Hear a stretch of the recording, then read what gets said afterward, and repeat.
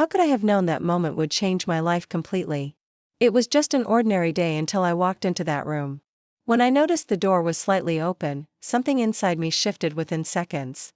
I could have turned back, ignored it, but I didn't, because in that moment when I realized what I was looking at, I knew nothing would ever be the same again, and yes, I was the one at fault here, because I was the one who started it, and the one who didn't stop it. George was at work. The house was quiet, but I heard faint noises coming from upstairs. Elliot was in his room. At first I didn't think much of it, just another moment of a young man lost in his own world. But maybe he'd like a coffee, a little conversation might be nice. As I walked up the stairs, I tried to figure out where the sounds were coming from. When I got closer to his room, I noticed the door was slightly ajar. I took a breath about to call out to him, but then my eyes landed on Elliot. He was sitting on his bed, his laptop on his lap, the bright screen casting a glow on his face. His hands were moving, and at first I thought he was just watching something exciting. Maybe an action movie, but as I took one more step, changing my angle, I felt my blood drain from my face. That was the moment I realized exactly what Elliot was doing. My eyes caught the reflection on the screen, and a cold wave washed over me. I hadn't expected this. I hadn't wanted to see this. Elliot scrambled, trying to compose himself frantically, lowering the volume on his laptop, but it was too late. The moment had already happened. When our eyes met, his face turned bright red, the shame in his eyes undeniable. I'm sorry, he stammered, looking away. I felt frozen in place.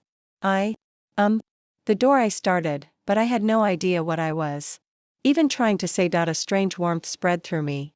I was embarrassed, yes. But my mind was also racing with thoughts I couldn't quite grasp. I quickly stepped out of the room, my heart pounding against my chest. I pressed my hands to my face, trying to steady my breath. What the hell was that? I whispered to myself. What had I just done?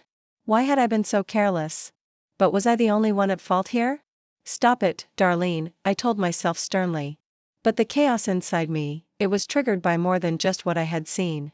Elliot was 23 now, he wasn't a kid anymore, but I was also 47. A woman who had experienced her fair share of shame in life. I had never been in a situation like this before, but I knew exactly what shame felt like. I stood frozen in the hallway, my heart still racing.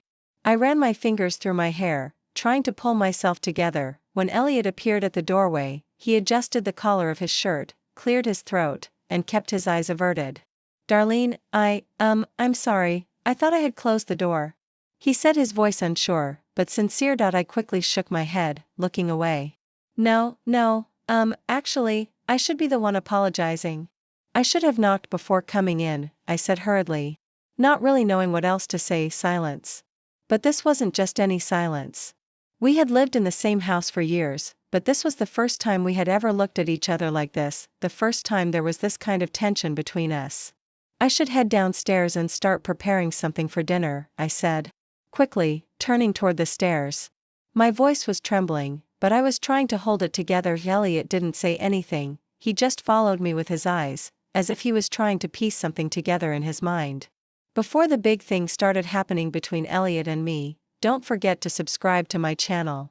Turn on notifications and listen to this story until the end. I promise you, everything is going to get really exciting.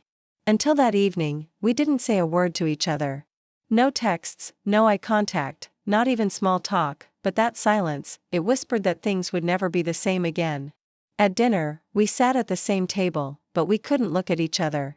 The only sound was the clinking of silverware against our plates. We needed to talk to ease the tension. We both knew it, but how? That night passed, then the next day, and the one after that. Everything seemed normal, but nothing really was. Our silence only made the invisible tension between us grow even stronger. And then one afternoon, Elliot sat down next to me. I could see the hesitation in his eyes, but it was clear he wanted to fix things. Darlene, about the other day, I'm really embarrassed. I'm sorry. I didn't want things to be this way, please, I don't want this to ruin things between us. He said, his voice nervous but sincere. I took a deep breath. And no matter how strange and unexpected this was, I needed to put him at ease. I smiled, shrugged slightly, and said, "Oh, Elliot, believe me, I've had my fair share of embarrassing moments over the years. Then I shared a few of those moments with him. His smile relaxed a little, and he nodded, his embarrassment fading slightly. At that moment, it seemed like the tension between us had lifted. But deep down, I knew nothing had truly passed. Even though everything seemed to be getting better, this conversation had completely erased the boundaries between us, and I could feel it. Things were about to go much, much further. Elliot let out a small chuckle, lowering his gaze to the table. I guess we're even now, he said quietly. I frowned slightly and turned to him. What do you mean? I asked, curiosity creeping into my voice. For a second, his expression shifted, like he had just realized he had said something he couldn't take back. He rubbed the back of his neck, hesitating for a moment, but he had already started, and now he had no choice but to continue. He took a deep breath, then looked away as he muttered, I've seen you, the same way, you just didn't know about it. It felt like electricity had shot through my body. I froze for a moment, what I whispered as the weight of his words pressed down on me. Elliot's face was flushed, but he kept going. I never told you because I was too embarrassed, but I never forgot about it. Actually, it was my little secret. Something I couldn't get out of my head. My heart was pounding wildly. A strange warmth spread through me, that foreign sensation that told me something had changed. Elliot's words weren't just a confession, they shattered every last boundary between us. I looked at him. He was looking at me too, and by now we both knew this wasn't just an ordinary conversation. The air in the room had thickened. Everything had shifted. From that day on, everything changed. There had always been a distance between us before, that invisible boundary that kept us apart. But now it felt like that boundary had completely vanished. Without even realizing it, I had started spending so much more time with Elliot, small moments, seemingly insignificant conversations. But in reality, each one only fueled the tension between us. Now we even sat and watched movies together. Before we would always keep our distance. But now, there was an unspoken pull between us. Something we both felt, but never acknowledged. Sometimes when Elliot rested his arm on the couch, when my hand brushed against his leg, when our laughter intertwined, I felt something strange inside me. But I tried not to think about it. One night I couldn't sleep. I kept tossing and turning in bed. But the restlessness inside me wouldn't let. Maybe there was only one thing on my mind: Elliot? This couldn't go on. I needed to set a boundary. If he had feelings for me, I had to say it outright and put a stop to it. With that thought, I got out of bed. My heart was pounding like crazy, but my feet had already taken me to Elliot's room. His door was slightly open and the dim light inside faintly illuminated the room. I stepped inside. I saw him. He was sleeping, but at that moment, my eyes weren't on him. They were fixed on something else, something big. My breath caught, my body froze for a moment. Seeing him like that sent a storm raging inside me. I shouldn't have seen it. I should have turned around immediately, but I didn't. I stood there for a few seconds trying to understand what I was feeling. Then I quickly pulled back. There was something inside me that I couldn't suppress. But I had to ignore it. I returned to my room, lay down, but nothing was the same anymore. That night, I had no idea how much more complicated things would become. No matter what I did, I couldn't resist this growing closeness with Elliot. With each passing day, the boundaries blurred even more. And the pull between us only got stronger. I didn't even realize when things had gone this far, but the one thing I knew was that turning back was becoming impossible. And then Elliot came home like that. He was drunk. The noise from the door, the things he knocked over, the sounds could have woken George. But I knew how hard it was for George to wake up. So I quickly stepped out of my room and went to Elliot. I didn't even have time to properly fix my clothes before I was standing right next to him. Elliot's eyes were slightly unfocused and a faint smile played on his lips. Darlene, are you real? He mumbled, his words slurred from the alcohol, but still sincere. I took a deep breath and grabbed his arm. Elliot, come on. You can't go upstairs like this. We have to be quiet. But Elliot's eyes were locked onto my face. He smiled softly, his gaze slowly traveling over me. You know, you're really beautiful. Have you always been this way, or did I just never notice? I froze for a second, but then quickly pulled myself together. Elliot, that's enough, come to the kitchen. I'll make you some coffee. I slowly led him to the kitchen. I was trying to sober him up a little, but because of Elliot's gaze and the things he was saying, something inside me was also unraveling. Elliot sat down on the chair while I prepared the coffee, but suddenly, the cup slipped from his hands and spilled onto the counter. Ah, Elliot, you need to be more careful. I whispered quickly, trying to clean up the mess. But Elliot just smiled softly. Were you always this sweet? I hurriedly cleaned up the kitchen. We couldn't stay here any longer. George was sleeping upstairs. But with Elliot in this state, he couldn't afford to make any more noise. All right, we're going upstairs, but be quiet, I warned, slipping my arm around his and guiding him toward the stairs. When we got to his room, his movements were even more unsteady. He needed to change his clothes, but he was too out of it to do it on his own. At first, I wanted to turn around, but when I saw him struggling to take off his shirt, I instinctively helped him. As my fingers reached for the buttons of his shirt, Elliot's breathing slowed. At that moment, the tension between us filled the air. The silence only made it more intense. I knew exactly what I was doing. Yet at the same time, I had no idea if Elliot was looking at me differently. And this was one of those moments, one of the moments we could never take back. Elliot hesitated while changing his clothes. He let his hands fall to his sides and locked eyes with me.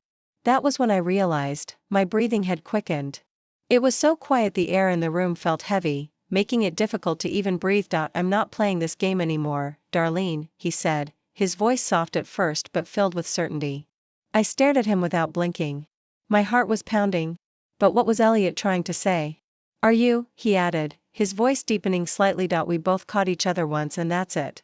You don't think about it at all. I know it crosses your mind before you sleep. A shiver ran through me, making me take a small step back, but my feet felt glued to the floor. Elliot, this isn't right, I said, but my voice trembled. Elliot smiled slightly, but it wasn't an innocent smile. We passed the point of deciding what's right. A long time ago, Darlene. Stop lying to yourself. Then he took a step forward. And another. He was so close now that I could feel his breath against my skin. He reached up his fingers, trailing gently over my cheek. I wanted to look away, but I couldn't. Because deep down, I knew he was right. And then Elliot's lips met mine. All the silence. All the tension, the answer to everything was hidden in that moment. The thoughts echoing in my mind suddenly quieted. All my doubts fading into whispers, because I hadn't resisted Elliot. And the truth was, I had never wanted to. My hands were trembling, but I didn't pull away. When I saw the determination in Elliot's eyes, I knew there was nothing left to hide. I swallowed, took a deep breath, and slowly slid the straps of my clothing off my shoulders. You're right, Elliot. I whispered, my voice barely above a breath. Let's not play this game any longer. Closing the distance between us completely, I lay back on the bed. My heart was pounding in my chest, but turning back was no longer an option. Elliot slowly leaned over me. He looked into my eyes for a moment, then smiled. Don't be afraid, he said, his voice warm and reassuring. Everything is right. I looked away, a shiver running through me. Even if I couldn't admit it to myself, I knew how long I had been waiting for this moment. But still, I couldn't stop the words from slipping out of my mouth. Elliot, I'm a little scared, I said, my breathing uneven, because of a few big things. Elliot, I'm a little scared, I said, my breathing uneven, because of a few big things. Elliot smiled and ignored what I said as if he liked it. Maybe it was because he was drunk. Elliot leaned quietly to my ear and said, George mustn't wake up. I knew what he meant, that there had to be silence. I don't know how I felt something huge inside me, and I had to stop myself from making a loud noise. Elliot looked at me and said something like, I know, Darlene. Everything is great, and so are you. What did he know? I think he guessed, and he understood me. I couldn't help myself. And I closed my eyes. I was holding the sheets tightly with my hands, and my body trembled and spasmed. I covered my mouth with my hands so I wouldn't make a sound. Elliot was so drunk that he didn't care about anything. In fact, even this was affecting me a lot. The excitement of the event combined with everything else, and the irresistible feeling of something big. Elliot was drunk, tired, and out of breath. I said, Elliot, you're red, and we have to hurry. Elliot said okay, he said okay. But he kept going the same way, and more and more and more. I had another contraction, and I didn't care about anything anymore. I wasn't even myself anymore. I closed my eyes and I said, whatever you want, Elliot, whatever you want. Elliot must have liked it because he let himself go. He let go completely, and that was too much. The heat inside me was too much. I quickly laid Elliot down in his bed and covered him up, then I locked his bedroom door. I wanted to take a quiet shower and completely relax. I had no idea what was going to happen next, what had just happened. I thought about it in the shower, but at the same time I felt nervous, uneasy. And yet by the time I stepped out, my mind felt clearer. Weirdly enough, I actually felt calm. Couldn't even be mad at myself because my body felt just as relaxed as my mind. I got dressed in silence, walked to my bed, and went to sleep as if nothing had happened. But the truth is, this was just a moment of excitement, a rush of reckless desire, but nothing was ever that simple. And this? This wasn't going to stay simple either. It didn't stop here. It couldn't. Bigger things happen, more intense things. And in the end, George was going to find out everything. This story isn't over yet. Make sure to follow and subscribe, so you don't miss what happens next. Turn on notifications and leave a comment. It helps you one step ahead for these stories. Your support means everything. And if you've made it this far, thank you for listening.